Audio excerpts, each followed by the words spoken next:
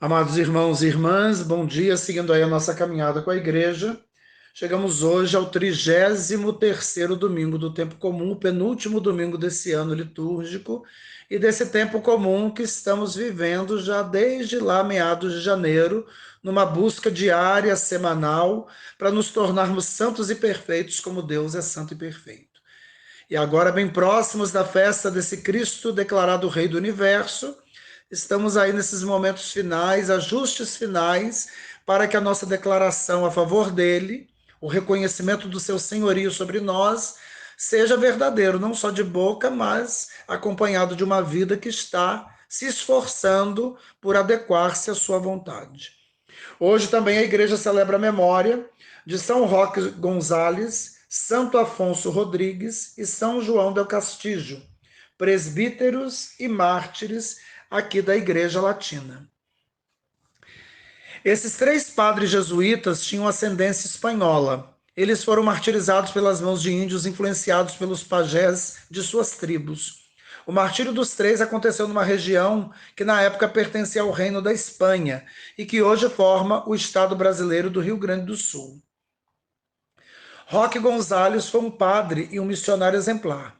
Nasceu na capital do Paraguai, Assunção, no ano 1576. Era filho de espanhóis colonizadores que estabeleceram ali.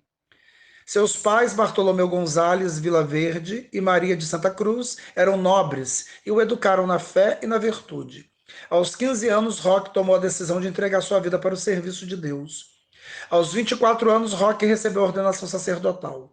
Tão logo foi ordenado, quis assumir o trabalho de formação espiritual dos índios, que ocupavam as áreas do outro lado do rio Paraguai, em fazendas de colonizadores. O resultado desse trabalho foi tão bom que o bispo de Assunção quis que ele passasse a ser o pároco da catedral, e logo depois assumisse o cargo de vigário-geral da diocese. Padre Roque, porém, renunciou a essas nomeações com o objetivo de entrar na Companhia de Jesus. Assim, em 1609, ele vestiu o hábito jesuíta. Desde então, dedicou-se totalmente ao serviço dos índios que habitavam as regiões do Paraguai, Uruguai, Argentina, Brasil e até mesmo parte da Bolívia. O padre Roque Gonzalez uniu seu trabalho missionário ao dos outros dois. Os três padres trabalhavam segundo as orientações dos jesuítas. Organizavam missões e reduções entre os índios das tribos guaranis do Cone Sul. Tinham como meta catequizar os índios, ensinando a eles os princípios do Evangelho de Cristo. Além disso, eles formavam núcleos de resistência dos índios contra a opressão exercida pelos colonizadores brancos. As reduções dos jesuítas impediam que os índios se tornassem escravos dos brancos. Ao mesmo tempo, ajudavam os índios a manterem suas culturas. Nelas, os índios eram alfabetizados, evangelizados e aprendiam técnicas de plantio e de sobrevivência. Os colonizadores, por sua vez, não gostaram do sucesso dessas reduções jesuítas, entendendo que isso prejudicava a exploração brutal praticada por eles. Por isso, uniram-se aos índios rebeldes e instigaram-nos a invadir e destruir todo o trabalho dos jesuítas, tanto as missões quanto as reduções. Assim, mataram a muitos e acabaram com a experiência histórica das reduções. Nesses ataques, o padre Roque Gonzalez e seus companheiros foram assassinados. Na redução de Caaró, pertencente ao estado do Rio Grande do Sul, no Brasil, as mortes aconteceram no dia 15 de novembro de 1628. Padre Roque tinha celebrado a missa com os índios e estava construindo uma pequena torre para o sino na nova capela. Então os índios rebeldes chegaram, instigados por um feiticeiro chamado Nhaçu. Atacaram a redução e uma outra vizinha, chamada Redução de São Nicolau. Ali mataram a muitos e incendiaram tudo. Padre João de Castilho foi morto em São Nicolau. Padre Afonso Rodrigues e Padre Roque Gonzalez estavam juntos em Caaró e morreram ali. Padre Afonso foi morto com um golpe de machado de pedra na cabeça. 53 pessoas foram testemunhas da morte do Padre Roque Gonzalez. Segundo elas, o coração dele foi arrancado do peito por mãos de índios cheios de fúria. Nesse momento, porém, uma voz foi ouvida, saindo do coração, dizendo o seguinte: matastes a quem tanto vos amava e queria. Matastes, porém, só o meu corpo, porque minha alma está no céu. Quando os índios ouviram aquela voz, enfureceram-se mais ainda e furaram o coração do padre Roque com uma flecha. Depois jogaram-no ao fogo. Milagrosamente, porém, o fogo não queimou aquele coração. Ele ficou preservado e ainda hoje é venerado como preciosa relíquia na cidade de Assunção, capital do Paraguai. Os três mártires tiveram suas beatificações celebradas pelo Papa Pio XI, no ano 1934. Em 1988, o Papa João Paulo II celebrou a canonização, instituindo a festa dos Três Santos para o dia 19 de novembro. São Roque Gonzales, Santo Afonso Rodrigues e São João do Castilho, rogai por nós. Oremos. Senhor, que a vossa palavra cresça nas terras onde os vossos mártires a semearam e seja multiplicada em frutos de justiça e de paz. Por nosso Senhor Jesus Cristo, vosso Filho, na unidade do Espírito Santo. Amém. Cantemos.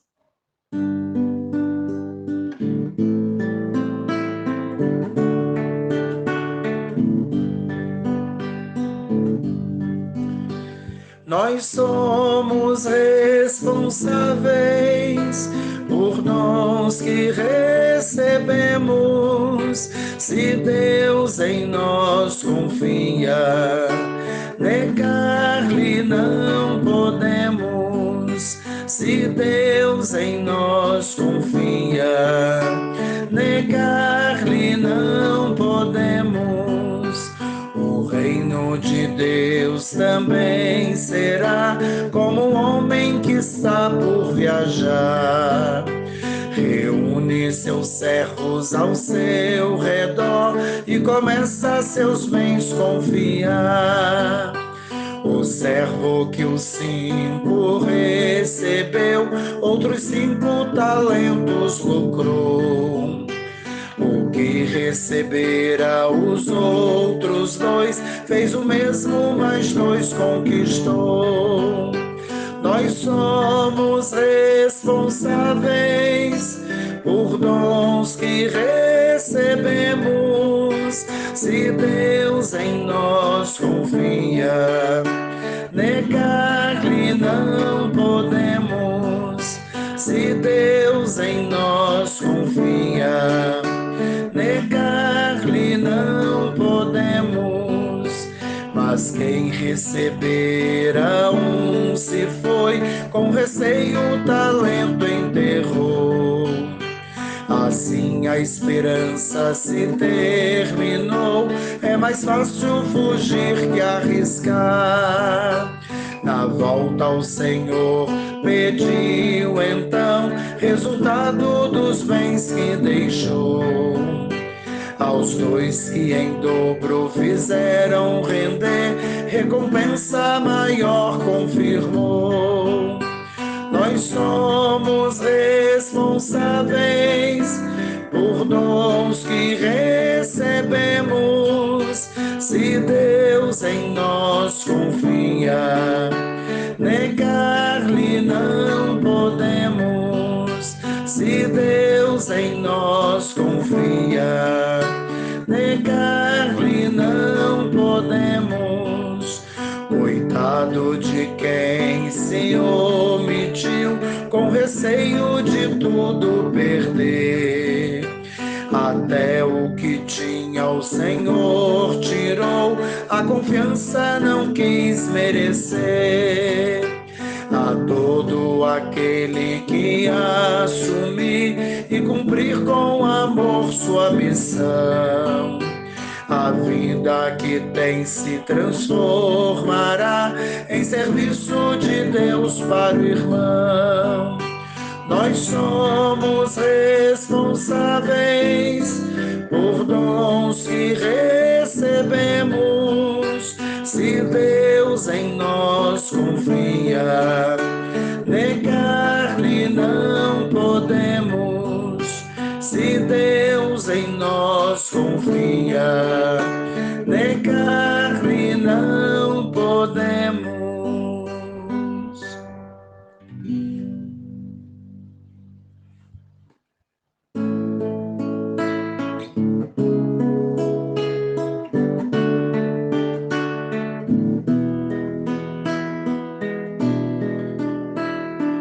Hoje o céu se abre para derramar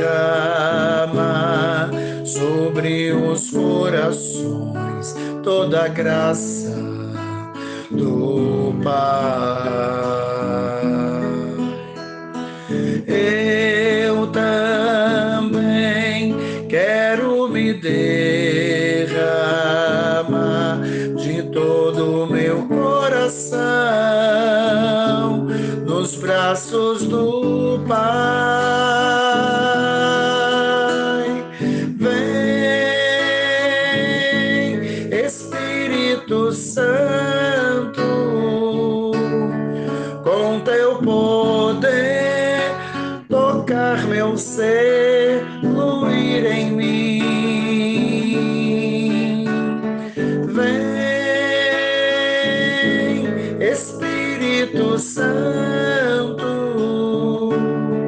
com teu poder tocar meu ser, fluir em mim.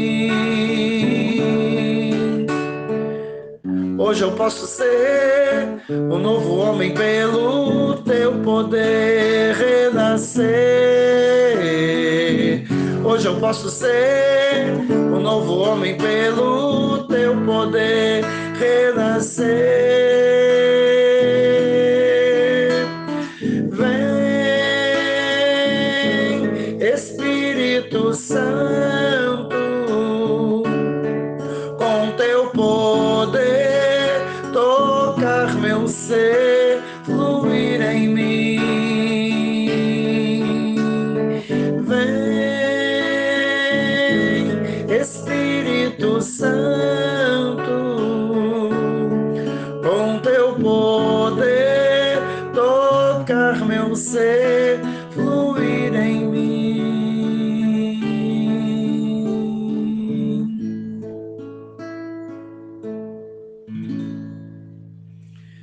Queridos irmãos e irmãs, com alegria seguimos aí a nossa caminhada com a igreja. Estamos vivendo hoje esse 33º domingo, penúltimo domingo desse ano de 2023 e desse tempo comum, que desde que nós começamos lá no meado de janeiro com a festa do batismo de Jesus, onde fomos apresentados ao Senhor Jesus pelo Pai do céu, que nos disse: este é o meu filho amado, na vida dele vou encontrar minha alegria. Com esse Jesus, estamos fazendo essa caminhada, buscando nele a compreensão de uma vida que cause alegria ao coração do Pai, que nos faça santos e perfeitos como o nosso Pai do céu é santo e perfeito. Ouvindo o que Jesus diz, vendo o que Jesus faz, as escolhas que faz, as rejeições que tem, a gente está aprendendo dia a dia, semana a semana, a viver a vida em sintonia com a vontade do Pai do céu. Entendendo que isso não é uma tarefa fácil, porque tudo isso se desenvolve nesse mundo que, após o pecado, se tornou contrário a Deus, estruturado na contramão daquilo que Deus deseja. Mas o desafio vai sendo superado a cada dia na medida em que a gente vai confiando, aprendendo a confiar nesse Deus que caminha com a gente. E agora entramos na reta final.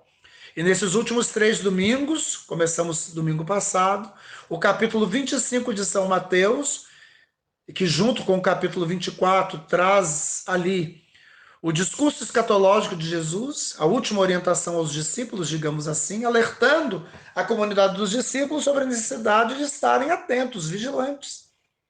O fim do ano litúrgico, o fim do tempo comum, vai gritando aos nossos ouvidos que o nosso tempo está acabando, né?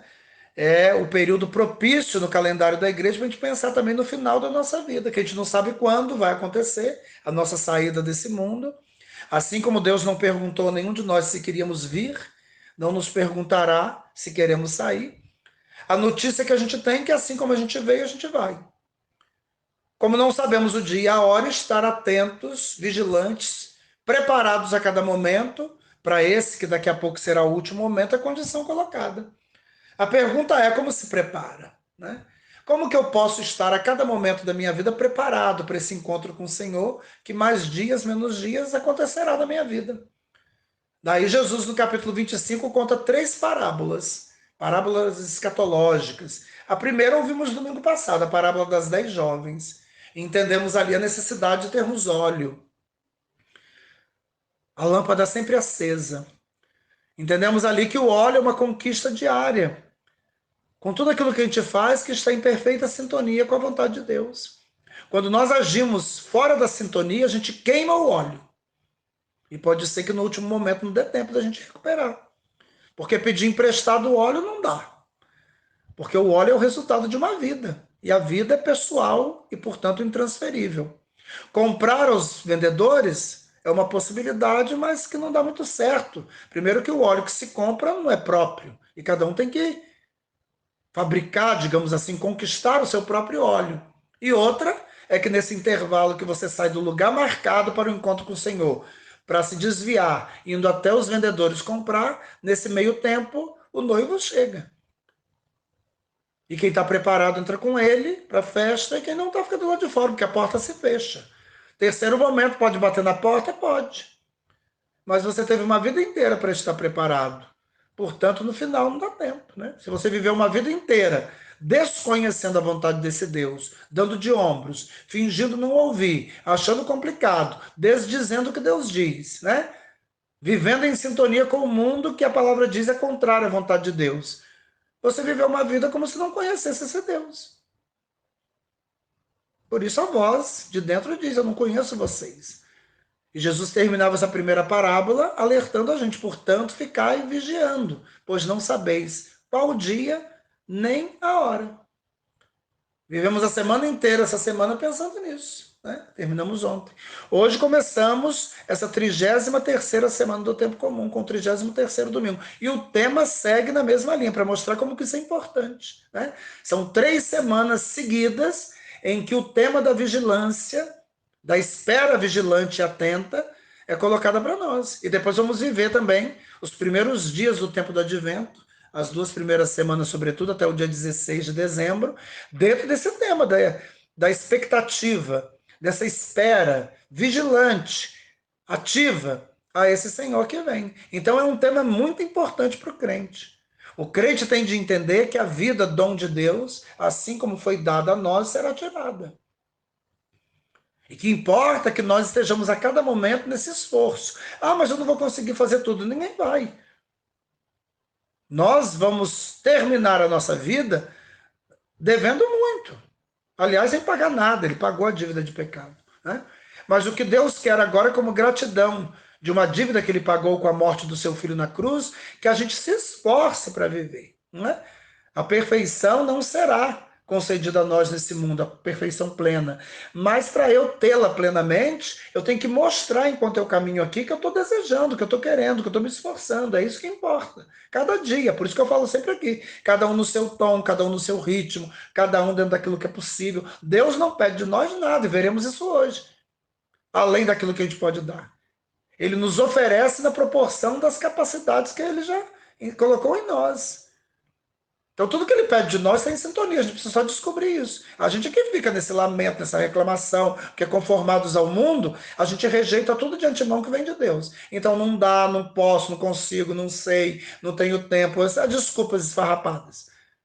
Só que essas desculpas esfarrapadas não formam esse filho de Deus, esse cristão autêntico e verdadeiro. A gente tem que superar essas desculpas e entender que se Deus pede de nós, é porque ele já nos capacitou e vai nos capacitando cada vez mais, de modo que quanto mais a gente se entrega, mais ele vai agindo. E vai nos levando a romper barreiras, a superar obstáculos, a solucionar questões e ir fazendo coisas cada vez mais perfeitas, mais complexas. Coisas que às vezes a gente até se espanta. Nossa, eu não sabia que eu tinha essa capacidade, mas tem. Todos temos. É só a gente ir mergulhando nesse Deus. E essa é a perspectiva colocada para nós nesses últimos domingos, essas últimas semanas do ano. Hoje, 33º domingo, nós temos a palavra de Deus, primeira leitura hoje do livro dos Provérbios, né? Que está na linha do livro da sabedoria que marcou a primeira leitura semana passada. Provérbios, sabedoria, eclesiástico, eclesiastes, são textos que formam um bloco na Sagrada Escritura que nós chamamos de sapienciais, né? Essa palavra sapiencial, né? Todos nós entendemos, sabemos, é o bloco dos livros que falam da sabedoria. É uma reflexão feita a partir desses autores que escrevem esses livros sobre a verdadeira sabedoria, como conquistá-la, como reconhecê-la em nós, o que a gente tem de fazer para que ela esteja conosco, né? Então são livros muito importantes porque são relatos de experiências vividas nesse mundo e o reconhecimento de que o mundo não traz a verdadeira sabedoria. O mundo engana, ilude, porque é estruturado em cima da palavra do adversário de Deus. Por isso é um esforço a gente buscar essa sabedoria, né? Semana passada, o próprio livro da sabedoria, domingo passado, no capítulo 6, dizia: esforce-se por buscá-la. Demonstre que você a quer de fato consigo, que você a ama, e ela vai se deixar encontrar. Ela vai se deixar contemplar. Se você buscar essa sabedoria com verdade, sinceridade de coração, você vai ver que ela sempre esteve ali, à porta da sua casa. Quando você abrir a porta, porque você madrugou para procurá-la, ela vai estar ali. E ela vai orientar a sua caminhada porta fora nesse mundo. Ela vai gerar em você uma prudência verdadeira, autêntica, perfeita, para você, prevendo o futuro, fazer escolhas no presente que coincidam com o futuro que você quer conquistar. Quer estar com Deus. Você não vai se deixar contaminar. Você vai produzir o óleo, falamos domingo passado, a partir dessa sabedoria que gera essa prudência perfeita. O livro dos provérbios está nessa linha também. É um conjunto de ditos, né? Os provérbios são, né? Geralmente são frases curtas que ficam gravadas no nosso coração, né? Hoje o texto do capítulo 31, os versículos 10 a 13, 19 a 20, 30 a 31, já na reta final, né? Aonde essa sabedoria, que é essa grande senhora que perpassa todo o livro, né? Um livro que é dedicado a Salomão, o grande rei que passou para a história como rei sábio, né? Que viveu ali no século 10 a.C. Pode ser que alguns ditos nasceram ali na corte de Salomão, mas o texto dos provérbios é uma coletânea de assim chamados ditos populares que trazem neles uma grande sabedoria procedente de Deus, é a sabedoria de Israel, né? Contada em versos, digamos assim, e que, lida e meditada, vão fazendo também a gente pensar na vida que a gente está levando e a perceber se a vida que a gente está levando está em sintonia com essa sabedoria, com S maiúsculo, que tem Deus como princípio e fundamento, ou se nós não estamos nos perdendo nas diversas sabedorias, com S's bem minúsculos, produzidas pelo mundo, que enganam, que dão com uma mão e tiram com a outra, que iludem, que falseiam a verdade, que apontam caminhos que parecem no primeiro momento muito bons, mas se destinam ao inferno, ao fracasso, ao fundo do poço. Se a gente não está aí vivendo essa enganação. E aí depois do livro, fazer uma caminhada mostrando essa sabedoria e como conquistá-la, o final é meio que na figura de uma mulher. Essa sabedoria se encarna. Essa mulher descrita hoje no livro da sabedoria, ela traz nela a encarnação dessa sabedoria. E quando essa sabedoria que vem de Deus está encarnada em alguém, no caso da leitura hoje na figura dessa mulher, essa mulher ela faz coisas que são impensáveis. Porque numa sociedade antiga, onde a mulher não tinha voz nem vez, é interessante como que o autor sagrado usa a figura dessa mulher para mostrar como que ela se faz diligente. Essa mulher não para, ela faz mil e uma coisa, sempre pensando no outro. Porque ela carrega nela esse temor de Deus, que é uma virtude presente em todo o Antigo Testamento, que marca os filhos e filhas de Deus e que nós perdemos ao longo do tempo. Esse temor de Deus que, longe de ser um medo que apavora, né? Que meio que faz a gente se ficar acuado, né? Ficar ali encolhido, impede a gente de dar passos adiante. O medo é isso. O temor de Deus não é um medo de Deus que me apavora, que faz eu roer as unhas, ficar aqui, ai meu Deus, o que será de mim? Não. O temor de Deus é um respeito que é gerado em nós por saber que Deus é Deus e a gente não é Deus. Por saber que esse Deus que nos ama tem o melhor para nós. Então eu o respeito. E aquilo que ele fala, eu coloco em prática. Vou me esforçando por praticar porque eu sei que ele quer o meu melhor. Essa mulher é marcada por essa virtude, né? Por esse dom, o temor do Senhor, é um dom do Espírito, né? É um dos 7 dons do Espírito, que a gente tem que pedir todo dia. E nesse temor do Senhor, essa mulher bota para quebrar. Ela perverte a ordem, né? Porque no mundo antigo, a mulher existia em referência ao homem. Nesse caso aqui, essa mulher que personifica a Senhora Sabedoria, o homem, o seu marido, é que é reconhecido com relação a ela. Tamanha a sua força, tamanha as suas qualidades, tamanha as suas atitudes, tamanha a vida que ela leva numa ação incansável.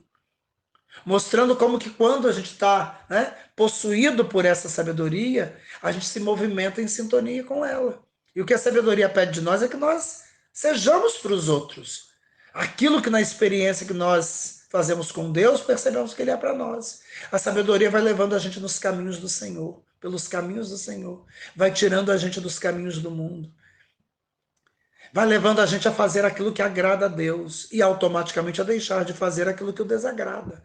A sabedoria vai gestando, forjando em nós a vida santa e perfeita, que nos faz santos e perfeitos, como nosso Pai do céu é santo e perfeito. Então, uma leitura importantíssima nesse penúltimo domingo, porque vai questionar a gente como a gente está vivendo.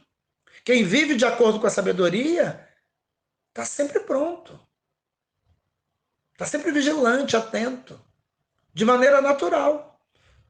A sua vida passa a ser uma vida vivida plenamente em sintonia com a vontade do Pai.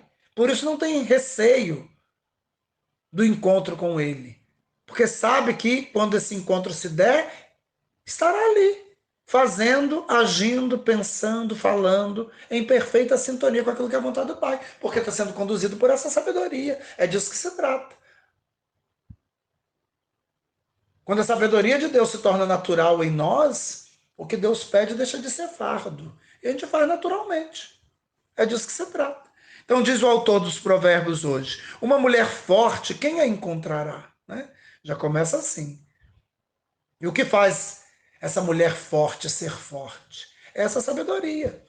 Como essa sabedoria está muito rara na época dos provérbios e continua bem raro, ou até mais raro nos dias de hoje, a pergunta faz sentido. Uma mulher forte, quem a encontrará? Essa mulher forte guiada pela sabedoria de Deus. Ela vale mais, muito mais do que as joias. Olha aí. Ela vale muito mais do que as joias, claro. Porque quem é portador da sabedoria conquista com mais facilidade toda e qualquer joia. Seu marido confia nela plenamente. Aí começa a referência do homem com relação à mulher. Não é a mulher com relação ao homem. Seu marido confia nela plenamente. E não terá falta de recursos. Nunca. Por quê? Porque essa mulher trabalha. Ela não vive ociosa, preocupada com as coisas que passam. Né? O texto vai falar aqui com a aparência que é fugaz, que acaba, que passa rápido. Ela faz aquilo que de fato faz sentido. Seu marido confia nela plenamente, não terá falta de recursos. Por quê? Ela lhe dá só alegria e nenhum desgosto. Todos os dias da sua vida. Olha aí, aí começa. Procura lã e linho, e com habilidade trabalham as suas mãos. Estende a mão para a roca, e seus dedos seguram o fuso, né? A máquina de tear. Abre suas mãos ao necessitado, olha aí, e estende suas mãos ao pobre. Ela não cuida só da família, é de todo mundo. Quem passa pela vida dessa mulher tem ali a sua necessidade satisfeita de alguma forma. Aí começa, o encanto é enganador e a beleza passageira. E geralmente o encanto e a beleza atraem bastante a nossa atenção, que são estratégias do mundo para distrair a gente daquilo que de fato importa. O mundo de hoje isso é bem presente. A busca, né, por uma estética perfeita, e às vezes isso passa para dentro da igreja. Muita preocupação com a beleza externa do templo, da liturgia, e às vezes pouco compromisso com uma verdade de vida que se prolonga para além do templo. Olha aí, o encanto é enganador e a beleza é passageira. A mulher que teme ao Senhor, essa sim merece louvor. Olha aí. A mulher que teme o Senhor não se preocupa com aquilo que o mundo coloca como verdade. A sua verdade é a verdade do Senhor. Proclamem o êxito de suas mãos e na praça louvem-na as suas obras. Olha aí, é o que ela faz que a torna bela. É o que ela faz que dá o seu valor. Olha que bonito. E nós nos perguntamos, né? Essa mulher, ela é o protótipo, o modelo, digamos assim, do crente, do cristão, né? É o modelo para as nossas comunidades. Como que nós estamos, né? Eu fico me perguntando, como estão as nossas comunidades, as nossas pastorais? Será que tem essa atitude ou essas atitudes dessa mulher que não para, que entende que existe um mundo ao seu redor que depende também dela, do que ela faz ou do que ela não faz, para deixar o mundo pior? Ou as nossas comunidades estão aí despreocupadas, iludidas, vendo o tempo passar porque perdidas no mundo, buscando agir em sintonia com o mundo, não com Deus? Qual é a sabedoria que rege a nossa comunidade, a nossa pastoral, o nosso movimento, a nossa vida? Respondendo a Provérbios 31, temos o Salmo 127.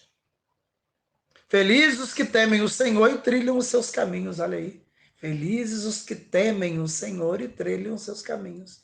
O temor que não é o medo, mas é o respeito. Entendendo que Deus é Deus e a gente não é Deus. Deus é o Senhor, nós os servos. Deus o Pai, nós os filhos. Ele tem o melhor para nos oferecer. Por isso, escolhê-lo e trilhar o caminho que ele aponta é o melhor para nós.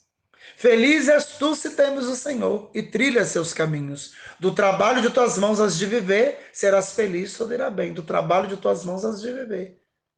Quem teme o Senhor não fica cara para cima, não. É mãos na massa, são as mãos na massa. Fazendo a sua parte. Ah, não sei nada, aprende. Ah, não consigo nada. Tente. Ah, não dá, faça dar. Ah, não tenho tempo. Tempo é questão de gosto ou de necessidade. Se você gosta, você encontra tempo. E se você não gosta, mas é necessário, você encontra tempo também. Das duas, uma. A tua esposa é uma videira bem fecunda no coração de tua casa. Os teus filhos são rebentos de oliveira ao redor de sua mesa. Será assim abençoado todo homem que teme o Senhor, que respeita o Senhor. O Senhor te abençoe de Sião cada dia de tua vida. Primeira leitura de Provérbios 31, respondida pelo Salmo 127, nos prepara para o evangelho de hoje. Segunda parábola do capítulo 25, esse capítulo escatológico. Primeira, semana passada, parábola das 10 jovens, com suas lâmpadas, prudentes e imprudentes. Levam óleo consigo, não levam óleo consigo. Na última hora, quem não levou óleo consigo, não entra. Porque resolver na última hora aquilo que uma vida inteira você tem para resolver não resolveu, pode dar ruim. Jesus hoje conta outra parábola. Hoje é capítulo 25, sequência. Semana passada terminou no versículo 13. Hoje o versículo 14 e 30. Ele já termina uma parábola e emenda com a outra.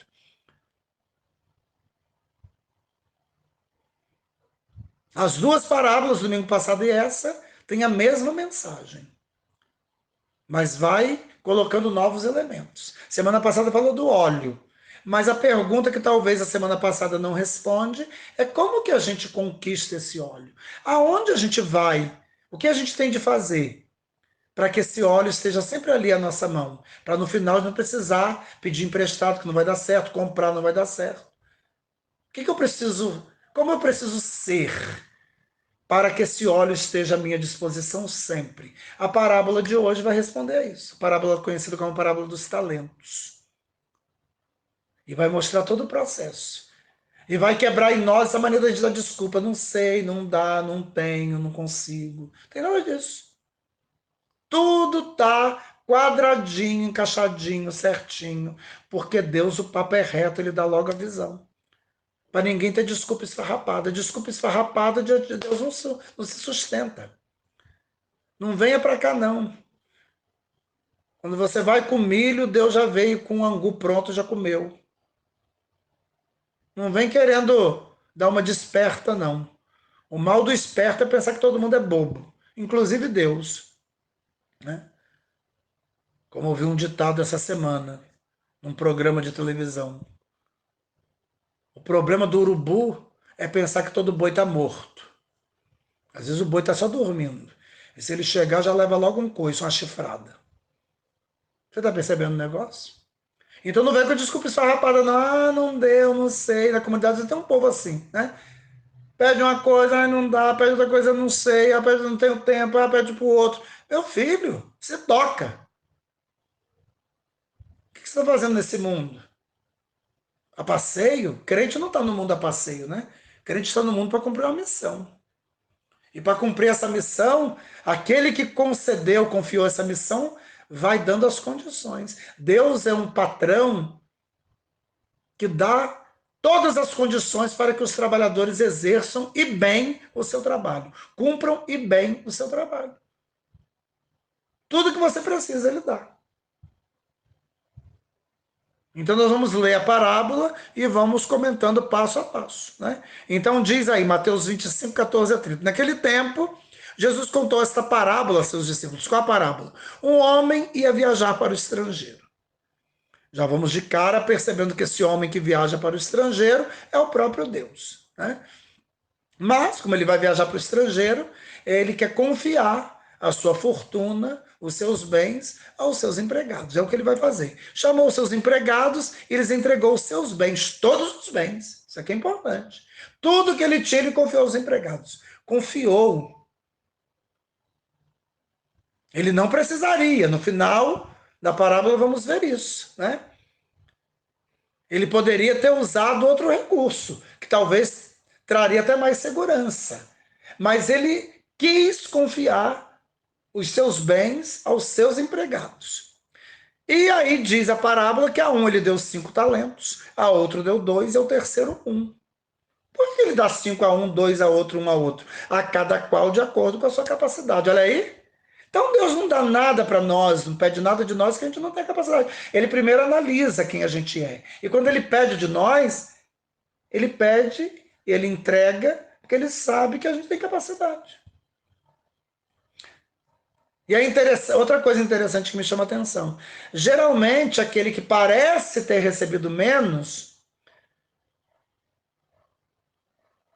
é que faz nada. Tem um ditado na igreja que diz assim: quando você precisar de algo que é de fato importante, nunca busque o desocupado. Porque o desocupado quase sempre não tem tempo. É muito ocupado não fazer nada, como diz São Paulo aos Tessalonicenses, a carta que a gente está meditando nesses domingos últimos. São Paulo fala da comunidade tessalônica: estou sabendo que entre vocês tem muita gente ocupada não fazer nada. Em nome de Cristo eu falo, cada um faça o seu, porque quem não trabalha não deve comer. Olha que forte. Então na igreja às vezes a gente ouve esse ditado: quando você precisa de algo que de fato é necessário, vá buscar aquele que é mais ocupado. Porque aquele que é mais ocupado está tão comprometido, ele sabe que tem muita coisa para fazer, ele vai encontrar sempre um tempinho. Ele vai dar um jeito, ele dorme menos, ele come menos, ele faz uma reunião rápida, ele vai dar um jeito. O mais ocupado geralmente é o mais disponível. Eu vejo isso aqui na paróquia, né? Dá um exemplo. Temos um grupo de ministros. Geralmente os ministros mais disponíveis são os mais disponíveis para coisas extraordinárias. Quem só é uma coisinha só, uma disponibilidade pequena, ele nunca tem tempo. Eu geralmente nem procuro. Assim, se eu tenho um trabalho sério, eu vou naquele mais ocupado. E geralmente, quando eu mando uma mensagem, eu falo assim: Padre, pode contar comigo, eu estou aí, pronto. É uma coisa tão clara. Eu vou vendo, como eu falei para vocês, vem falando, né? Eu vou vendo cada dia, na prática, como que a palavra vai se cumprindo. Tá tudo aí. Isso vai me encantando, né? Eu vou vendo como que a palavra se cumpre, então eu vou querendo viver o que a palavra pede. Porque eu vou vendo concretamente. O meu olhar agora está assim, é apurado para perceber essas coisas, cada detalhe, né?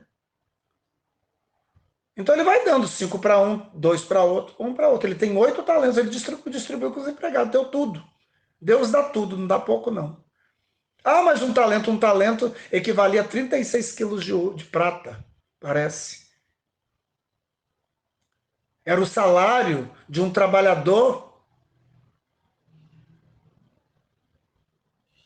referente a 3.000 dias de trabalho. Já pensou? São alguns anos de trabalho. Um talento.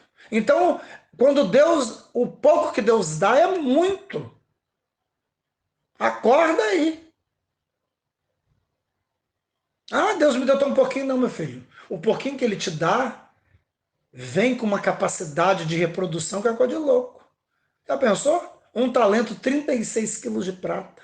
O salário de 3.000 dias trabalhado de um trabalhador comum. Você já imaginou? 3.000? dias de trabalho. Quantos anos?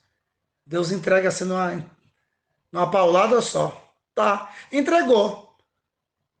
5, 2, 1, de acordo com a capacidade de cada um. Em seguida viajou, confiou. Aí vai começar o movimento, né? O empregado que havia recebido 5 talentos, Seu logo trabalhou com eles e lucrou outros 5, olha aí. Seu logo trabalhou com eles. Como você está lidando com uma medida monetária, dinheiro, trabalhar com ele significa negociar. Essa negociação você ganha, hora você ganha, hora você perde. O trabalho é assim mesmo na pastoral, né? Às vezes você vai, o resultado é muito bom, às vezes você vai a zero. Mas é assim mesmo, continue, insista, não desista. Porque se você fizer aquilo que Deus espera de você, pode acreditar. No final, o resultado será sempre positivo. Entre as perdas e ganhos, o resultado será positivo. Lembra da parábola do semeador?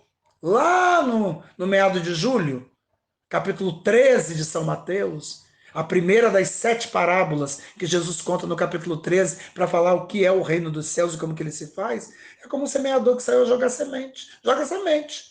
Primeiro terreno é terra batida, o pássaro come. Segundo é espinhento, pedregoso. Por último, tem o terreno bom. Mas quando você não desiste, você persevera, você chega nesse terreno bom, quando a semente cai ali, produz 30, 60, 100 frutos por semente. É um sucesso total. Não pode desistir. Você está entendendo como que a palavra ela vai se encaixando? Está tudo encaixado. Só não entende quem não quer. Então quem recebeu 5 talentos saiu. Trabalhou com eles, lucrou 5. Quem recebeu 2, do mesmo modo que havia recebido 2, lucrou outros 2. Mas aquele que havia recebido um só, saiu, cavou um buraco na terra e escondeu o dinheiro do seu patrão. Uma maneira que os antigos tinham, não tinha banco, né, quase. Para preservar o dinheiro do jeito que ele ganhou, enterrava. Né? Enterrou o talento. Depois de muito tempo, o patrão voltou. Ele falou que voltava. E foi acertar contas dos empregados. E aí começa. O empregado que havia recebido 5 talentos entregou-lhes mais 5, dizendo: Senhor, tu me entregaste 5 talentos, aqui estão outros 5 que lucrei. E o patrão lhe disse, né? Muito bem, servo bom e fiel. Como foste fiel na administração de tão pouco, eu te confiarei muito mais. Vem participar da minha alegria. Disse ao que recebeu 5, lucrou 5. Vamos ver o que ele diz ao que recebeu 2 e também lucrou 2. 5 é mais que 2, né? Será que aquele que lucrou 5 vai receber do patrão palavras mais importantes do que quem recebeu 2? Será que o patrão nos olha de acordo com o lucro que a gente produziu? Vamos ver aqui. Chegou também o que havia recebido 2 talentos e disse: Senhor, tu me entregaste 2 talentos. Aqui estão mais 2 que lucrei. O patrão lhe disse: Muito bem, servo bom e fiel. É o mesmo termo. Deus não faz acepção de pessoas. Servo bom e fiel foi o que ele falou para os 5 talentos. Fala de novo para o 2. Como foste fiel na administração de tão pouco, eu te confiarei muito mais. Será que quem recebeu 2 lucrou 2 vai ter? O Senhor vai confiar menos? Não. Ele vai dizer: vem participar da minha alegria. O prêmio é participar da alegria do Senhor. Para quem multiplicou 5, quem multiplicou 2. Não interessa, é o que eu falo sempre aqui. Não é a quantidade que você apresenta no final, o resultado final na quantidade, mas é na qualidade, que demonstra a fidelidade, a fé. Quem recebeu 5, lucrou 5, recebeu do patrão a palavra: servo bom e fiel, vem participar da minha alegria. Recebeu 2, multiplicou mais 2, servo bom e fiel, vem participar da minha alegria. Por fim, chegou aquele que havia recebido um talento e disse: Senhor, sei que és um homem severo, pois colhes onde não plantaste e ceifas onde não semeaste. Por isso fiquei com medo e escondi o teu talento no chão. Aqui tens o que te pertence. Aí lascou a mamona. Né? Tá tudo errado aqui. Esse servo terceiro, ele tem um monte de problemas que nós temos. Ele não entendeu quem era esse patrão. Não entendeu quem é Deus. Eu vejo um monte de gente, às vezes, nas nossas comunidades que não estão com muita clareza de quem é esse Deus da palavra. E quando a gente tem muita clareza, as nossas ações também são meio dúbias, meio, né? ofuscadas, meio estranhas, para dizer assim. Para que o nosso trabalho produza verdadeiramente, a nossa percepção de Deus tem que ser correta, o mais correta possível. Quando eu tenho uma distorção a respeito de Deus, o meu trabalho é distorcido. Você está entendendo? Olha o que esse empregado disse: Senhor, sei que és um homem severo, pois colhes onde não plantaste e ceifa onde não semeou. Está tudo errado. Quem disse que o Senhor colhe onde ele não planta, ceifa onde ele não semeou? Se ele só pede de nós o que antes ele deu condições para a gente, ele deu para cada um o que cada um tinha capacidade de desenvolver. Como que ele veio com essa história que o Senhor é severo, colhe onde não plantas, ceifas onde não semeas? Ele não entendeu. Não entendeu nada.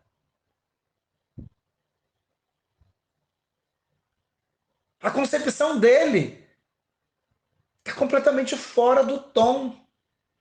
E geralmente quando a gente tem uma relação com Deus distorcida, a gente acha que Deus é severo, que castiga, a gente fica apavorado. E o pavor não deixa a gente trabalhar na tranquilidade.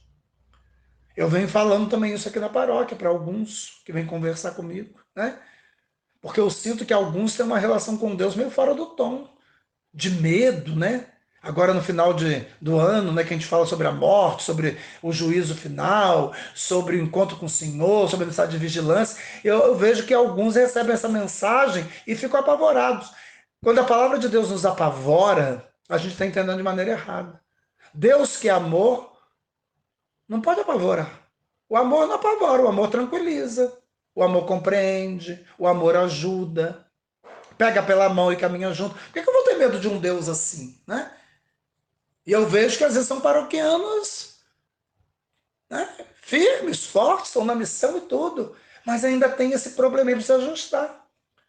Ainda dias atrás conversava com alguns, né?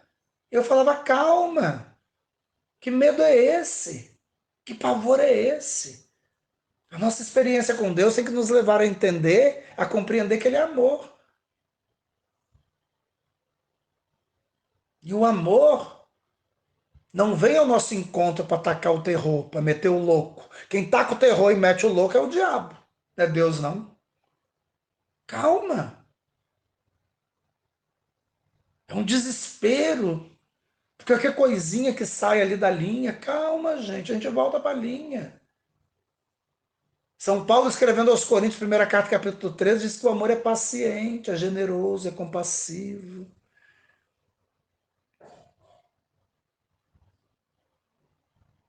A gente tem que entender que a justiça de Deus é perpassada pelo amor.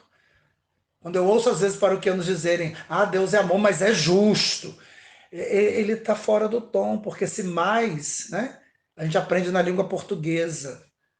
É uma conjunção que adverte, adversativa. E a conjunção que adverte, ela desmente o início. Quando você está conversando com alguém que fala assim para você, olha, você é muito inteligente, muito bonito, mas... Se botou esse mas, tudo que ele falou até agora deixou de existir. E vai passar a valer a segunda parte. Mas você é muito chato, mas você é isso e aquilo. Desmente tudo que falou antes. Então, quando eu ouço alguém falar assim, padre, eu entendo, Deus é amor, mas é justo. Essa justiça está em confronto com o amor. Está divertindo o amor. E Deus não tem briga entre aquilo que ele é, o amor, e a justiça que ele pratica. Deus não tem incoerência. Tudo em Deus é consequência do amor. A justiça divina é perpassada pelo amor. É por isso que ela perverte o mundo. Você está entendendo o negócio? Ela perverte. As primeiras palavras de Jesus no Evangelho de Mateus, que é o Evangelho da Justiça do Reino, capítulo 3, quando Jesus é batizado, João Batista não quer aceitar batizar Jesus porque ele acha que Jesus é mais. E Jesus fala, por enquanto deixamos como está, devemos cumprir toda a justiça. Já começa a perverter ali. O grande se deixa batizar pelo pequeno. Depois em São Mateus capítulo 5, no Sermão da Montanha, no versículo 20, se não me engano, se a vossa justiça não superar a justiça dos doutores da lei e fariseus, vocês não entram no reino dos céus. Buscai o reino dos céus e sua justiça, o resto vai ser acrescentado. É o evangelho da justiça. Mas que justiça de Deus? A justiça que está em sintonia com o amor. Quando o amor perpassa a justiça muda. E não dá a cada um o que cada um merece, dá a cada um o que cada um precisa. Lembra da parábola dos contratados da vinha? Ah, quem chegou primeiro achou que merecia mais, é a justiça do mundo. Trabalhamos o dia inteiro, enfrentamos o calor, o sol, estamos aqui cansados. O senhor igualou a gente a esse último, que acabou de chegar, deu uma moeda de prata para ele. Amigo, eu não fui injusto com você. Não combinamos uma moeda de prata? Com você, eu estou sendo justo dessa justiça que você traz. Eu quero dar esse último mesmo que dei a você. Eu não posso fazer o que eu quero com aquilo que é meu. Eu sou justo do jeito que eu quiser. E a minha justiça é assim. Veio trabalhar, eu sei que cada um tem sua necessidade. E eu dou para cada um de acordo com a necessidade. É a justiça divina. Ah, não aceito isso, o problema é seu, quem está fora é você. Não aceitou isso, você queima o óleo, não acumula o óleo. Deus é assim. E às vezes a nossa concepção de Deus está fora do tom. Como esse último que recebeu um talento só. Não multiplicou, não negociou porque teve medo. Tá vendo como o medo paralisa? O contrário da fé é medo. A fé nos torna audaciosos, a gente vai, negocia, compra, vende, faz, perde aqui, ganha ali, mas no final o lucro é garantido. Quem faz o que Deus quer, o lucro é garantido. Não tem como errar, no final vai dar certo. Agora, se você tem medo, porque você, na sua experiência com Deus, entendeu Deus de maneira distorcida, você entendeu Deus na escuridão do diabo, aí dá ruim, você está entendendo? Ou tem que desenhar? Sei que és um homem severo, não entendeu nada. Colhe onde não planta, quem disse isso? Ceifas onde não semeia, quem disse isso? E por medo eu enterrei seu talento. Tá aqui o que te pertence. O patrão lhe respondeu, servo mau e preguiçoso, tu sabias que eu colho onde não plantei e ceifo onde não semeei? Até pela sua palavra você fica mais condenado ainda. Porque se você de fato aceitasse isso como verdade, você teria que trabalhar mais, com medo dessa ideia que você tem de mim, que eu sou severo. E aí ele vai dizer, então devia ser depositado meu dinheiro no banco, para que ao voltar eu recebesse com juros o que me pertence. Então o patrão sabe que ele poderia ter feito isso com os 8 talentos dele. Eu perguntava lá em cima, será que o patrão precisa dos empregados? Ele não precisa. Ele poderia, como ele falou aqui para o último servo, depositar o dinheiro no banco, era garantido. Mas Deus quer arriscar, contando com a gente. Deus quer arriscar, contando comigo. E o mínimo que eu posso fazer é tentar corresponder. Ele arriscou tudo por mim. Ele morreu na cruz para me salvar. Pagou a dívida que eu jamais pagaria. Carta aos Romanos que meditamos durante várias semanas para trás. Você está entendendo? Então ele não é um homem severo. Ao contrário, ele é um Deus que ama. E faz de tudo. Entrega a nós toda a sua riqueza. Para ver se a gente se toca. Ele sabe que ele não precisaria de nós. Mas ele quis precisar, um privilégio. Ser solicitado por Deus é um privilégio. Que precisa, quando aceita a solicitação, uma vida de compromisso com ele. Em seguida o patrão ordenou, tirai dele o talento e dai àquele que tem 10, porque a todo aquele que tem será dado mais e terá em abundância, mas aquele que não tem, até o que tem lhe será tirado, até porque o que tem não é dele. Foi o patrão que deu. Se ele não soube trabalhar com aquilo que o patrão lhe deu, então vai fazer o quê? Tira dele. Entrega quem tem 10. Quanto a este servo inútil, jogai lá fora na escuridão. Aí haverá choro e ranger de dentes. Então percebemos, em sintonia com a parábola da semana passada, do óleo, que o óleo é isso aí. Como que você conquista o óleo? Multiplicando os talentos que Deus te dá. Deus te deu. Tudo que você precisa para multiplicar os talentos, Deus te deu. Só você trabalhar. Levanta aí do seu banco. Para de ser esse cristão de devocionismo barato. Para de ficar na sua comunidade só com a cara para cima. Vai fazer alguma coisa. Vai agir como a mulher dos provérbios. Vai ser diligente. Vai se colocar a serviço. Vai produzir. Vai fazer alguma coisa de útil. Sai dessa sua preguiça. Dessa sua vidinha medíocre acomodada. Levante-se do sofá. Vá. Vivemos hoje a realidade de uma igreja que grita, que quer ser uma igreja em saída, para ir ao encontro dos outros. para servir os outros, para amar os outros, para perdoar os outros, para atrair os outros para Deus. Isso é multiplicar talentos. Isso é encher a lâmpada de óleo. Isso é estar preparado. Carta de São Paulo aos Tessalonicenses, primeira carta, hoje capítulo 1, 5, 1 a 6. Aonde São Paulo fala mais uma vez. Não sabemos o dia nem a hora. É como ladrão, que não avisa a hora que vai chegar.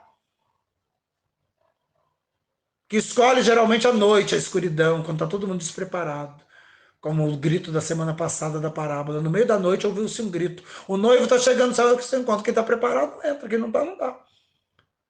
O dia do Senhor será como ladrão de noite. Vem na calada da noite, a gente tem que mostrar que a gente é do dia. Não somos das trevas, somos da luz. E se somos da luz, não é a noite que vai nos apagar. Não é a noite que nos vai fazer adormecer para a gente ficar despreparado. Temos que estar atentos e vigilantes. O tema da semana. Quanto ao tempo e à hora, meus irmãos, não há por que vos escrever, até porque ninguém sabe. Vós mesmos sabeis perfeitamente que o dia do Senhor virá como ladrão de noite. Quando as pessoas disserem paz e segurança, então de repente sobrevirá a destruição. Como as dores de parto sobre a mulher grávida. Ela está no shopping e a bolsa se rompe. Assim é o dia do Senhor. Esteja preparado. E não poderão escapar. Mas vós, meus irmãos, não estáis nas trevas, olha aí, de modo que esse dia vos surpreenda como ladrão. Todos vós sois filhos da luz e filhos do dia. Não somos da noite nem das trevas. Portanto, não durmamos como os outros, mas sejamos vigilantes e sóbrios.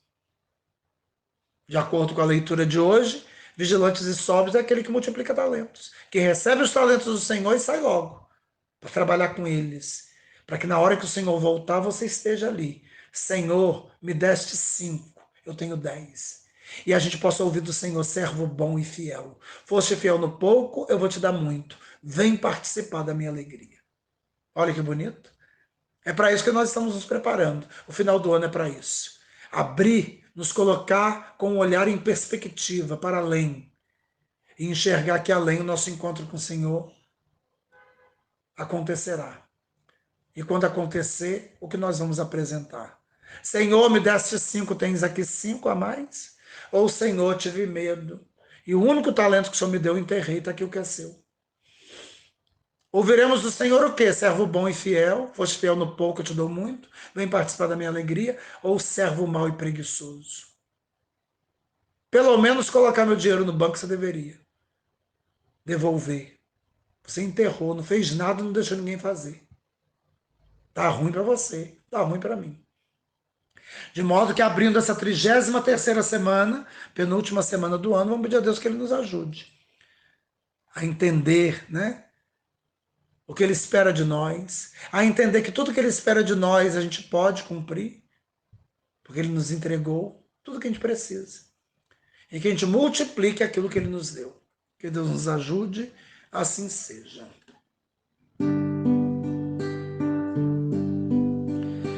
Nós somos responsáveis por dons que recebemos.